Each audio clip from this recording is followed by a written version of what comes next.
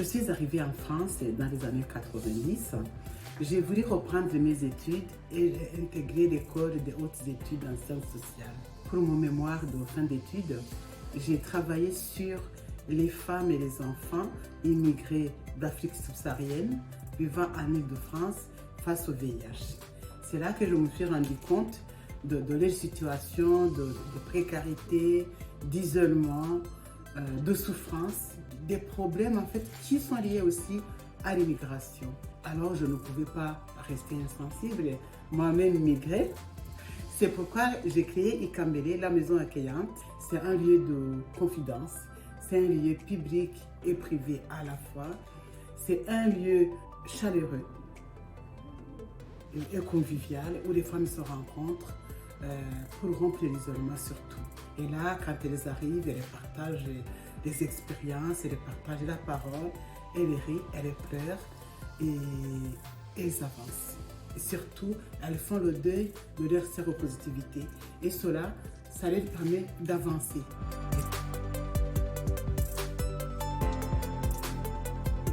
Le plus gros défi de ma vie, c'est vraiment le fait de venir en France. C'était un défi parce que au Rwanda, mon mari était prof d'université, je travaillais à l'extérieur, à la maison.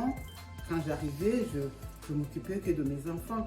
Maintenant, j'arrive ici, je dois m'occuper de mes enfants, je dois tout faire et en même temps, je dois aller à l'école.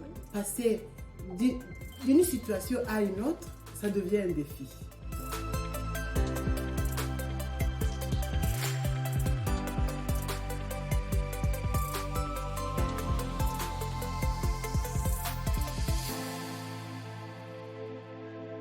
Il faut tout d'abord identifier un besoin sur un territoire et identifier également un public.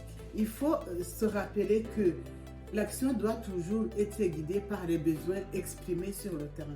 On ne peut pas arriver comme ça et puis commencer à agir. Il faut avoir le courage, la détermination, se donner le temps de réfléchir, d'avancer, de travailler.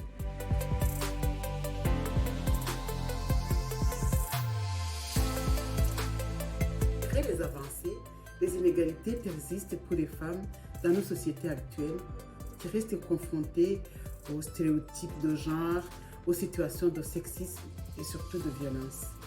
Nous devons continuer à être soudés partout dans le monde pour nous battre pour nos droits qui ne sont jamais acquis.